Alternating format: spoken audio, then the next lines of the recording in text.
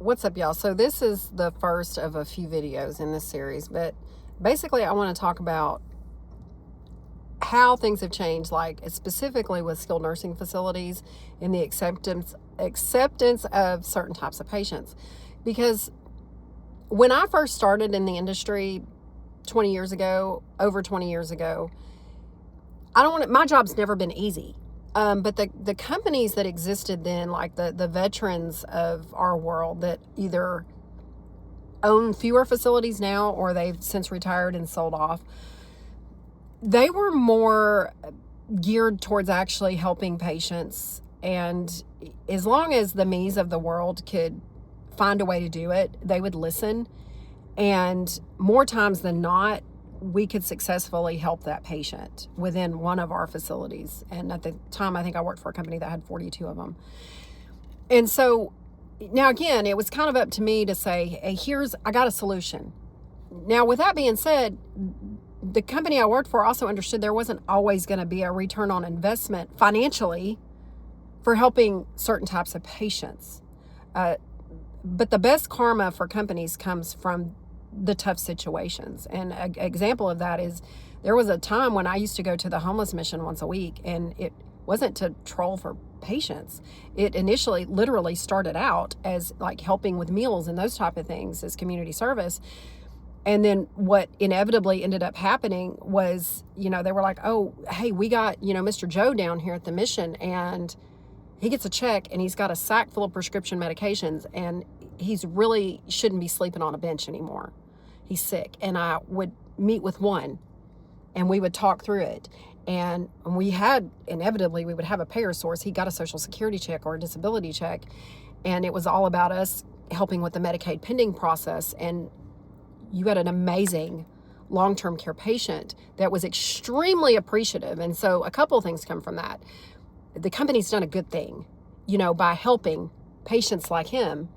And then what also happens is that patient then tells people, Belinda, helped start, got me off the streets. This facility gave me a chance, and now I have a home. And what ended up happening with that is we didn't just take one from the mission. We took countless patients from the mission that would get in a predicament where they weren't addicts. They were elderly. They had health issues. Maybe they'd had a run of bad luck and ended up on the streets. Maybe some chose to be on the streets. Either way, it ended up becoming a routine thing. And we had amazing patients because of it.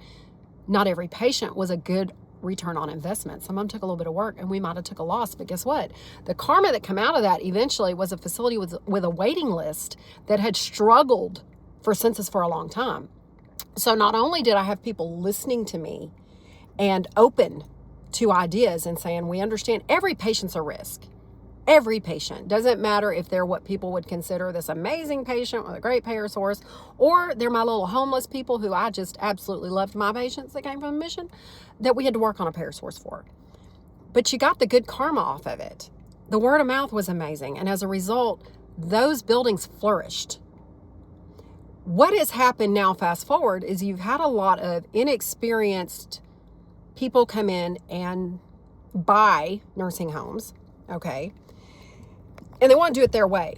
And their way usually, not all, I don't want to put all of you in a box, but consists of every patient needs to have a return on investment, and it needs to be financial. And we're not going to take the patient and we're not going to do this. And it's got to be a straightforward, black and white type situation, and everything has to add up perfectly. They don't look at the gray area, which is what we miss. And they're not willing to look at it.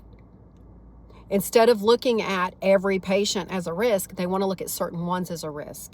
Yes, some of them, you're not going to maybe make money off of the first 30 days. It is what it is. But you're helping an individual get into a home, and no one else is even willing to touch them. And those are the companies that are failing. Because what it is, it's not just one nursing facility. It ends up being every facility that they own. And instead of taking accountability and looking at their processes and what's keeping them from growing, guess what they do? They pound on the salespeople. What are you doing? What do your calls look like for the day? Who are you visiting? Who are you seeing? What are you doing? Why is the census dropped? We don't care that it's summer and it's a slow season. What are we doing here? Instead of looking at the higher up positions, and that's a whole nother video, What they do is they continue to beat on salespeople. Guess what happens when you beat on good salespeople? They leave. They get burnt out. They change professions.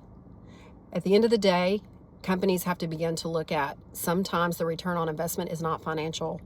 Sometimes it's just doing the right thing and helping people out and finding a way to think outside the box instead of constantly looking in the pocketbook. Got to go, B. Hawkins Consulting. I'll be back with another video on the primary position that affects a lot of the financial decisions that are made.